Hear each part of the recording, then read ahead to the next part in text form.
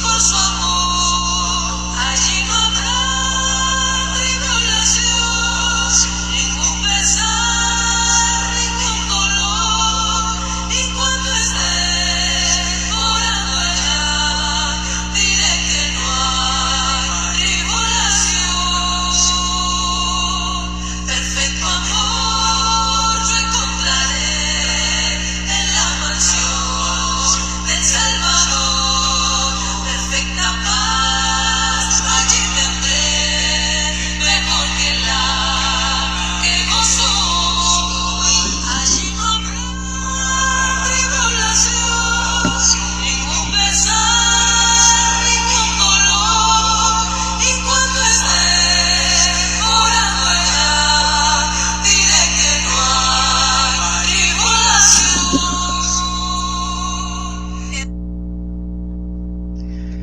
Hola, bendiciones.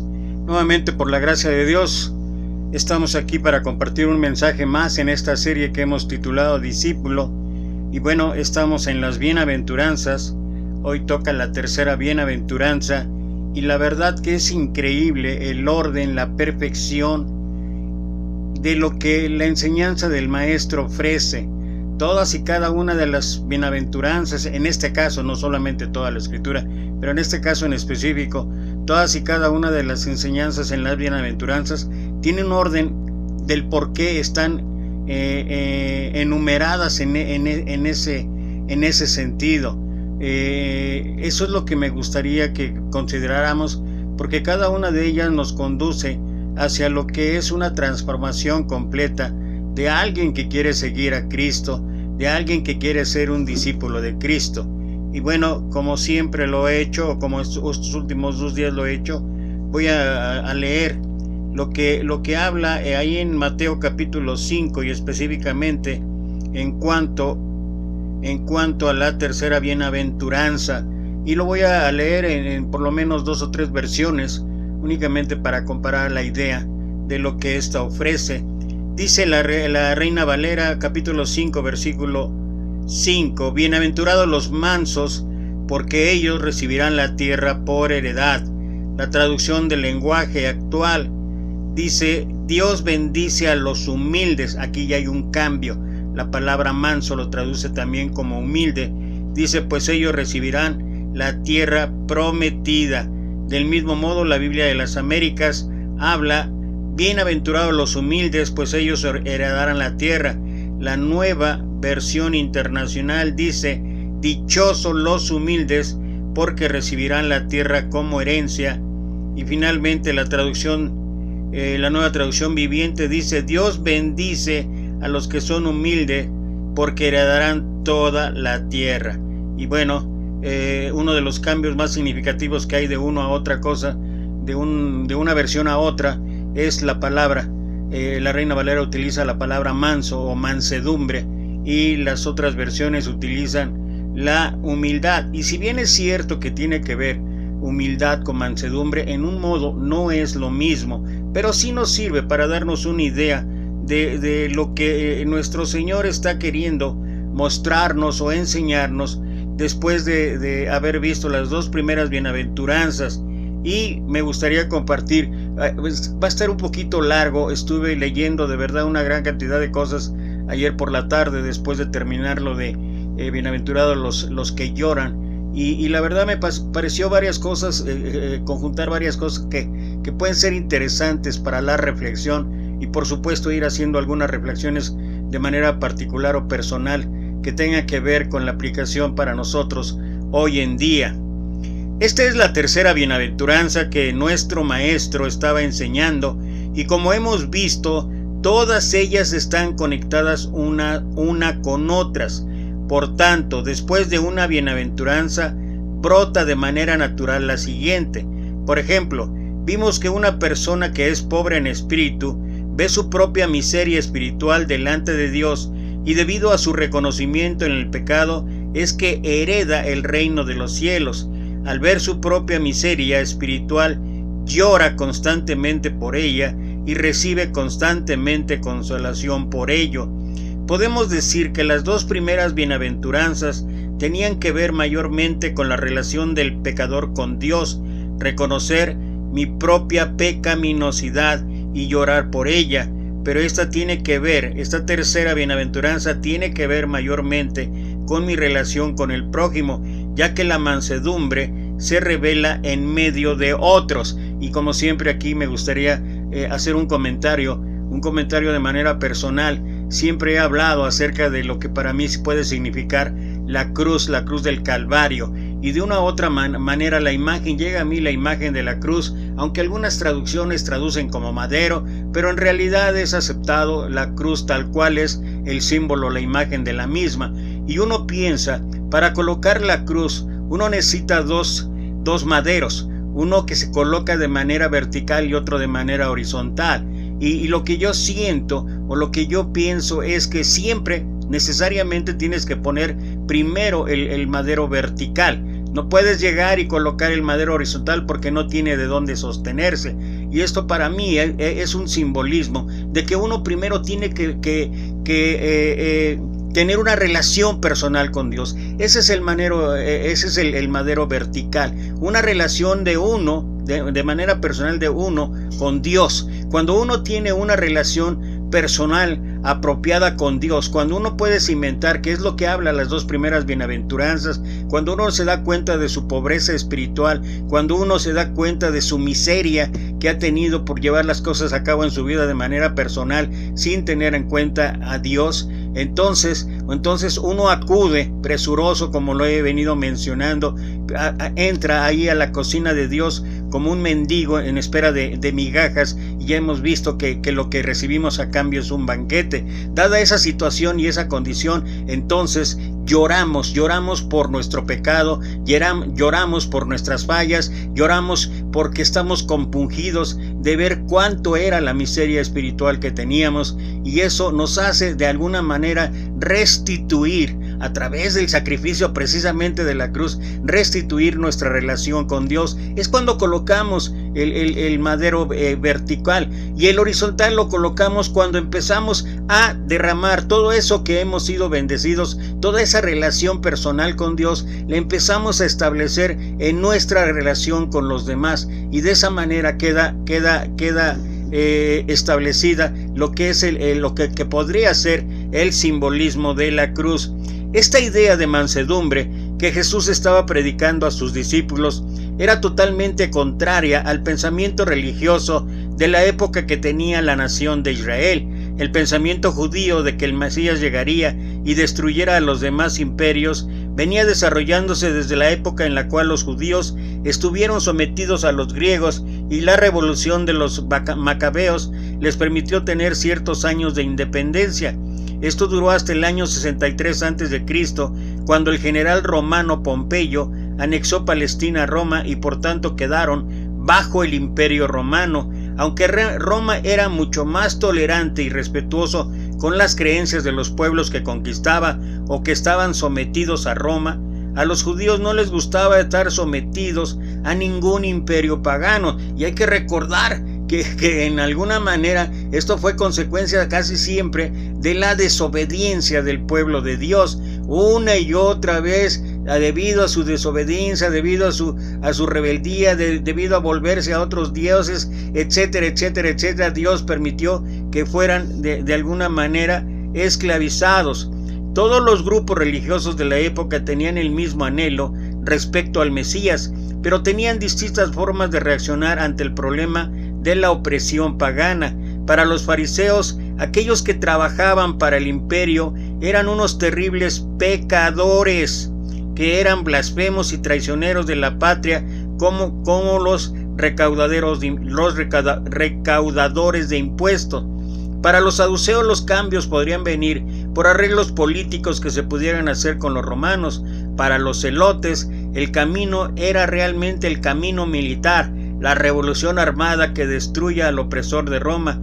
Por tanto, cuando Jesús llega, a ninguno de estos grupos les parecía que él fuera el Mesías, y mucho menos que su mensaje de mansedumbre, o sea, los mansos, fuera parte del plan del Mesías para derrocar al imperio de Roma. Hasta dónde estaba limitada limitada su visión espiritual, que solamente pensaban en la opresión física, en la opresión que tenía de parte del Imperio Romano. Para todos estos grupos, la idea de mansedumbre suena a debilidad, timidez, cobardía, pasividad. El orgullo religioso de los fariseos, la ambición de los saduceos y la violencia de los celotes no les permitía ver que la mansedumbre era algo bueno y parte del reino de los cielos. Este pensamiento llegaría a su clímax cuando, después de varias rebeliones judías contra el Imperio Romano, el general Tito en el año 70 atacaría la ciudad de Jerusalén y aplastaría completamente la rebelión, asesinando a miles y destruyendo toda la ciudad, entre ellos el templo. Esto sería un juicio profetizado por el Maestro y un momento terrible para la historia de Israel. Pero aunque esto es algo que enfrentó el pueblo de Israel, no es solamente algo exclusivo de ellos, ya que varias filosofías a través de la historia de la humanidad han destacado que la forma de cambiar al mundo, y eso es lo que piensa el mundo y sigue pensando hoy en día, es mediante una revolución violenta o por lo menos con una agresividad que impacte al mundo. ¿Cuáles han sido los resultados de todo esto? Bueno, la historia sobre todo, la historia de después de nuestro Señor Jesucristo, ha sido guerras sangrientas, millones de asesinatos, ciudades destruidas, millones de heridos que quedan sin familia. Pero aún así, nuestro mundo y nuestra cultura siguen pensando de la misma manera que la mansedumbre no es un camino válido, sino que lo que necesitamos es fuerza, carácter, actitud, valentía, agresividad. Y aquí permíteme añadir, pareciera ser que ahora en torno a lo que se publica en redes sociales, pareciera ser que además de todo esto, de todo lo que hemos estado hablando, que genera contiendas, que genera controversias, que genera peleas, todo está basado en ¿qué? En el conocimiento, en que yo sé más que tú, en que yo interpreto mejor que tú, y porque tengo más conocimiento, y porque sé más que tú, y porque estudio más que tú, entonces mi opinión es la que permanece o la que debe de imperar. Y esto en lugar de provocar acercamientos, de provocar unidad en el pueblo de Dios y provocar unidad en cuanto a lo que nuestro Señor oró allá en Juan capítulo 17 acerca de la unidad que debería existir en nosotros y que por ello mucha gente iba a creer. En lugar de eso, lo que hacemos es mostrarle una cara totalmente diferente, que nada tiene que ver con lo que estamos hablando y nada tiene que ver con lo que dice nuestro Señor. Bienaventurados los mansos. Estamos más preocupados en peleas. Estamos más preocupados en argumentos, en justificaciones, en tener la razón, en nuestros estudios, en escatología, en hermenéutica, en el hebreo, etcétera, etcétera. ¿Y todo para qué? Para demostrar que yo salgo ganando. Y esa no es la manera en que uno va a mostrar al mundo que realmente Dios obra en cada ser humano. Por tanto, la primera pregunta que debemos formularnos es: ¿qué es la mansedumbre? ¿Qué significa ser manso? La palabra manso viene de praos, que significa básicamente suave, blando, humilde, considerado, cortés. Por eso varias versiones traducen este verso como dichosos los humildes. Ya lo vimos, la Nueva Versión Internacional, la traducción lenguaje actual, la Nueva Traducción Viviente, etcétera, etcétera. El término se usaba para decir que los animales salvajes podrían ser domesticados por un domador, pero en el sentido humano alude a ser apacible, dócil, sumiso. Esta definición no significa que manso tenga que ver con ser débil o cobarde, sin carácter o fuerza, ya que las mismas escrituras nos describen a nuestro Señor Jesús como alguien manso. ¿Te acuerdas? Mateo 11, 28 al 30, venid a mí todos los que estáis trabajados y cargados, que yo os haré descansar. Aprended de mí, que soy manso y humilde de corazón, y haréis descanso para vuestras almas. Y ahí sigue hablando y sigue terminando: mi yugo es fácil. Pero ahí se identifica y nos insta el Señor a que nosotros tengamos que imitarlo en aprender de mí, ser manso y humilde. Y el maestro no fue alguien débil, cobarde, sin carácter ni fuerza, sino al contrario, él confrontó a los fariseos con carácter y desafió sus enseñanzas con valentía, pero esto no hizo que dejara de ser manso. O sea, dentro de todo este clímax, el Señor siempre permaneció o actuó con mansedumbre. Las Escrituras nos muestran que como cristianos debemos ser mansos. Híjole, esto no nos gusta a algunos de nosotros.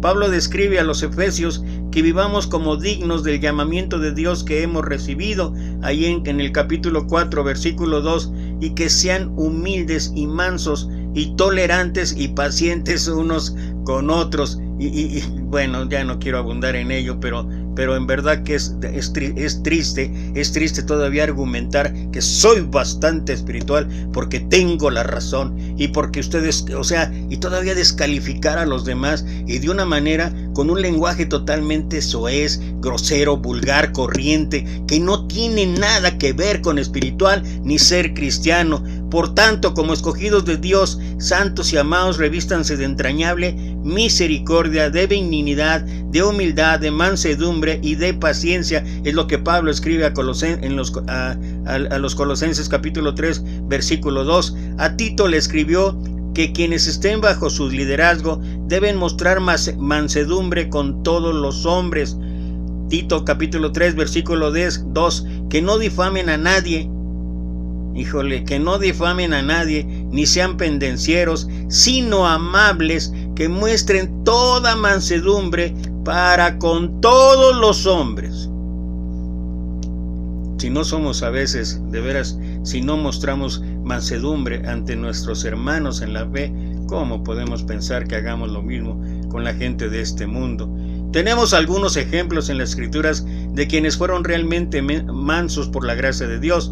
Por ejemplo, José fue alguien que fue odiado por sus hermanos a tal punto que fue vendido como un esclavo a Egipto, en donde enfrentó muchos momentos difíciles en su vida. Cuando Dios en su providencia lo puso como segundo al mando en Egipto y sus hermanos llegaron a pedirle ayuda, él podría fácilmente vengarse con todo el poder que tenía.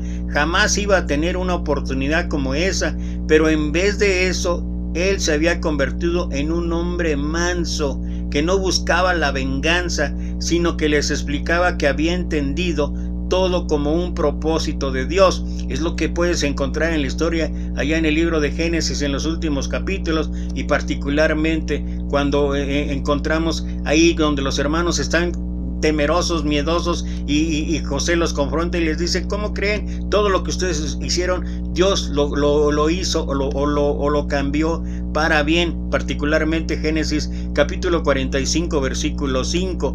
Luego, cuando su padre murió, los hermanos tenían miedo de José y él nuevamente le reiteró: no es su trabajo juzgar lo que hicieron, sino simplemente ver cómo Dios obró en todo esto. Génesis capítulo 50, versículo 20. Otro ejemplo lo vemos en Moisés, quien fue llamado por Dios para guiar al pueblo a la liberación de la esclavitud de Egipto. El pueblo pecaba de forma reiterada contra el Señor y él se molestaba por eso. Éxodo capítulo 32, versículo 19. Y en otras ocasiones el pueblo completo se rebelaba contra Moisés, murmurando u oponiéndose a su liderazgo. ¿Y qué es lo que hacía Moisés? Iba delante de la presencia de Dios e incluso intercedía por ellos. Estuvimos hablando en uno de los mensajes, una de las características que Moisés tenía es que en cualquier situación, en cualquier circunstancia, y creo que esto es lo que fomentaba la mansedumbre en su vida, es que él estaba constantemente orando en cualquier situación, en cualquier momento, cualquier cosa que estuviera pasando. Siempre Moisés fue a pedir la dirección de Dios, y eso mostraba una mansedumbre, y por eso es que la Escritura nos dice que Moisés era el hombre más manso sobre la faz de la tierra, y nadie había más que él. ¿Cómo saber si realmente estoy actuando con mansedumbre o si realmente soy manso? Hasta ahora hemos establecido qué significa ser manso, pero no hemos visto cómo sé si realmente soy alguien manso. La mansedumbre es básicamente tener una idea adecuada de uno mismo. la cual se manifiesta, y esto es lo que hablaba yo en cuanto a la reflexión que hacía en torno a la cruz. Cuando uno tiene una relación apropiada con Dios, cuando realmente uno puede entender que somos lo que somos por la gracia de Dios, que esa relación personal nos lleva de verdad a tener un pensamiento, una vida, un corazón totalmente diferente, entonces podemos entender las debilidades, los errores, las fallas que puedan tener los demás y las propias fallas también de cada uno de nosotros, y entonces tener una relación adecuada o buscar siempre que haya una paz entre nosotros. Y el que es verdaderamente manso es el que vive sorprendido de que Dios y los hombres puedan pensar también de él y lo traten tan bien como lo tratan. Por tanto, podemos decir que en primer lugar alguien manso es alguien que se tiene una idea adecuada de uno mismo y no se ofende por si otros piensan mal de él. Si un hombre piensa mal de ti, no te enojes con él, porque tú eres peor de lo que él piensa. Una de las cosas que nosotros como cristianos es que no tenemos ningún problema en reconocer que somos pecadores, y creo que muchos de nosotros sí soy un pecador y creo que estoy aquí por la gracia de Dios, pero expresándolo nosotros mismos. Pero cuando ya no es nosotros mismos, cuando incluso hay algunos cristianos que casi encuentran un deleite en llamarse constantemente miserables. Pero lo interesante es que cuando otros te dicen pecador, cuando otros me confrontan diciéndome que estoy mal, que estoy en error, o simplemente no estoy haciendo lo correcto o lo adecuado, o no tengo sentido común para decir las cosas, o el lenguaje apropiado para decir las cosas, entonces sí, cuando otros me confrontan diciéndome que estoy pecando y esto se debe a que soy un pecador, hay dentro de nosotros una resistencia natural que no quiere admitir tal acusación. Más bien nos gustaría golpear a quien se atreve a llamarme pecador a mí. ¿No es cierto que por naturaleza no nos gusta que nos llamen la atención? ¿No sientes esa resistencia cuando alguien te exhorta? Y en realidad es algo común, y es algo común incluso entre aquellos que se sienten muy espirituales o muy estudiados o que tienen grande conocimiento, y no les gusta que vengan a decirles que algunas cosas, porque no eres perfecto, y nadie de nosotros es perfecto, y tenemos fallas, tenemos errores, tenemos equivocaciones, y podemos seguir adelante por la gracia de Dios, pero no nos gustan que nos señalen que pueda haber fallas o que pueda haber equivocaciones en nuestra vida. En segundo lugar, alguien manso es alguien que vive sorprendido del trato de Dios y los hombres sobre él. Él sabe que es un pecador y que es amado por Dios. Por ejemplo, un misionero sabía que era amado por Dios, pero a la vez se sorprendía del trato de las personas que tenían con él como predicador. Este hombre estaba sorprendido de la consideración que tenían hacia él y pensaba que sin duda había alguien mejor que él para predicar la palabra de Dios a su pueblo. Esto es lo que experimenta un hombre realmente manso. Yo debo predicar, yo voy a enseñar, yo soy llamado por Dios, y se ve abrumado por este sublime llamado. Le cuesta trabajo creerlo. Este ha sido el sentimiento general de muchos conocidos predicadores que han sido llamados a predicar el evangelio. ¿Cómo es posible que un hombre como yo deba predicar las escrituras? Y Pablo habla también en cuanto a esto, ¿no?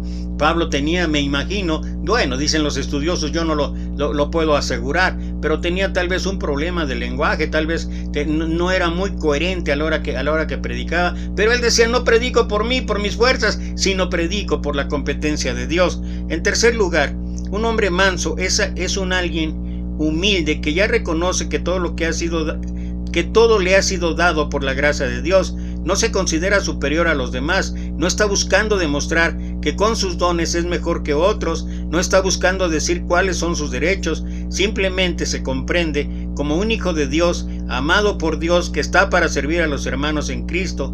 Es alguien que alegremente puede lavar los pies de los demás sin ni siquiera anunciar que hará eso. Él se siente completamente cómodo con las palabras que Pablo escribió a los Filipenses, ahí en el capítulo 2, versículo 3: nada hagáis por contienda o vanagloria, antes bien con humildad, considerando a los demás como superiores a uno mismo. Creo que es uno de los versículos que más difícilmente podemos aceptar, sobre todo aquellos que pensamos que hemos ya recorrido un camino, que estamos por encima ya de muchos otros a nuestro alrededor, y nos cuesta considerar, porque dice el versículo 4, ninguno busque su propio bien, sino el de los otros.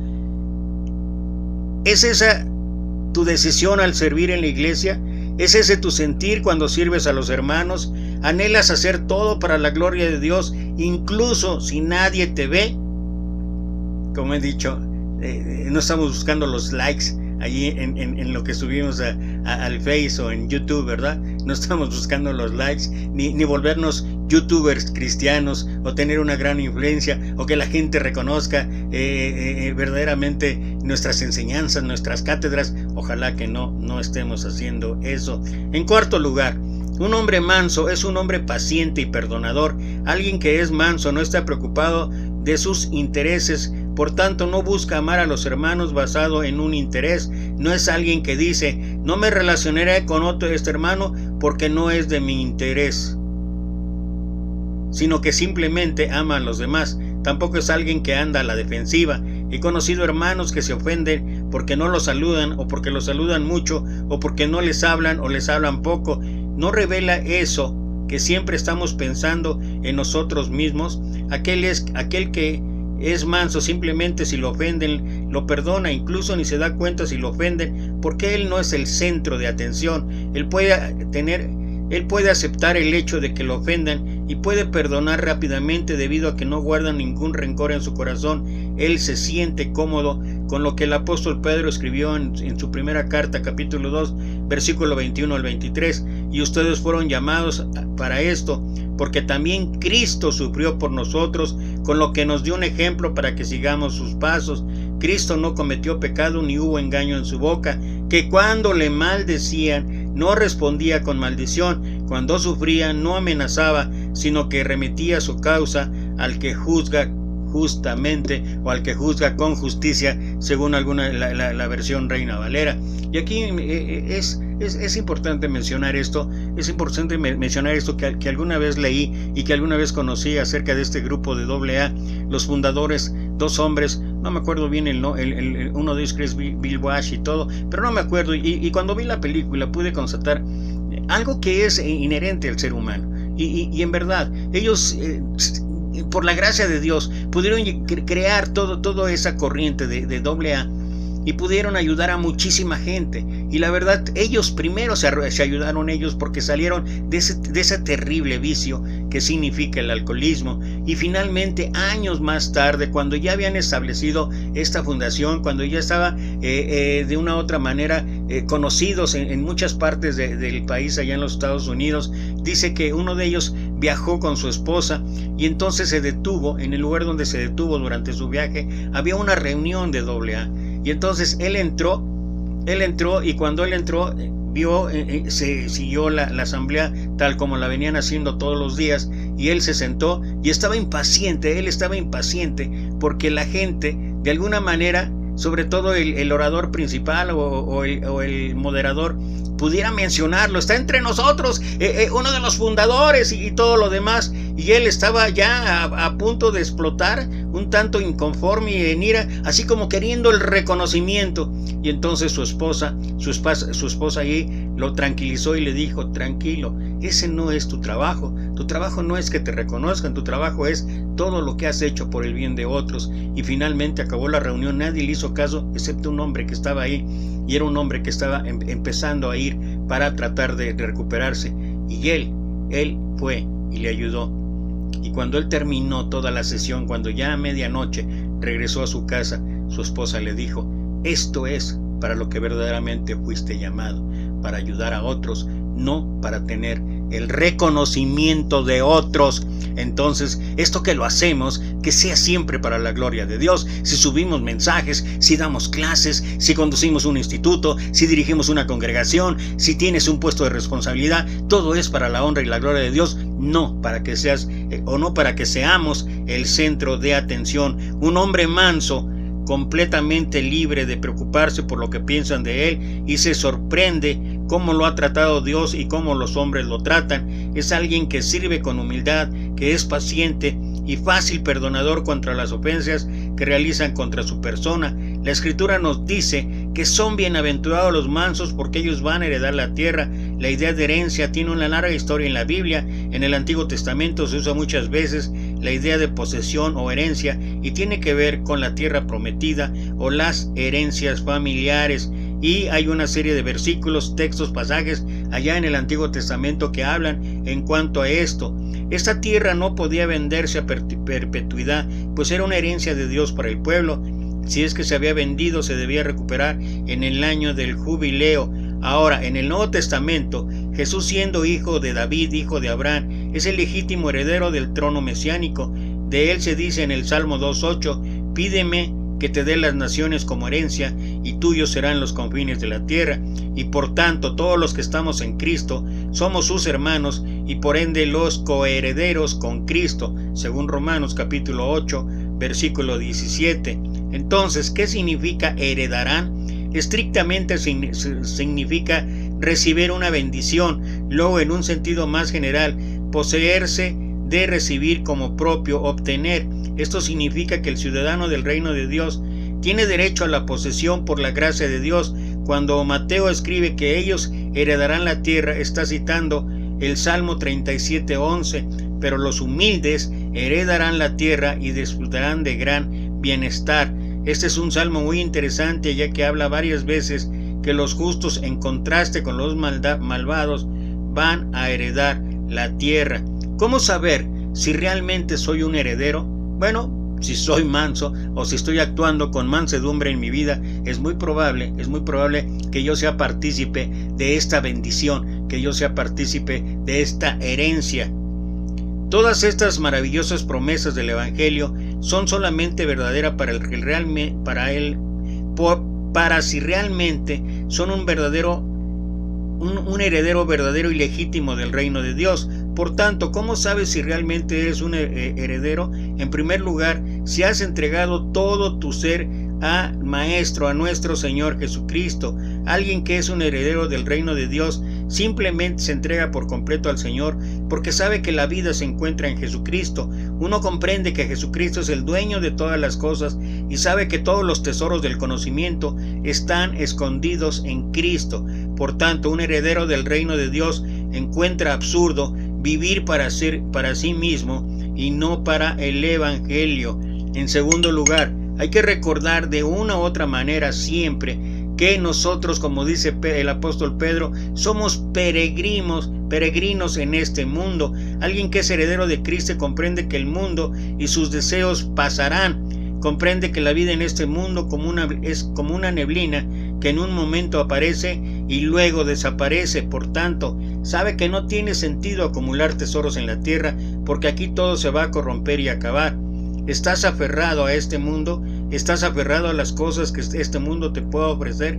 ¿Estás aferrado a las posesiones? ¿O estás aferrado en una posición espiritual o en una posición que por la gracia de Dios has llegado a obtener?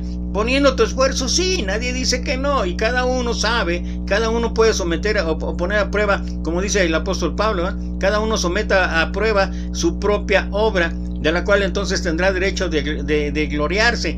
Pero lo que sí es importante es ver qué tan aferrados estamos a eso que significa posesión. En cualquier sentido, en sentido físico, en sentido material, en sentido emocional, en sentido espiritual. Y no nos estamos negando, despojándonos y entregándonos directamente o totalmente a nuestro Señor Jesucristo.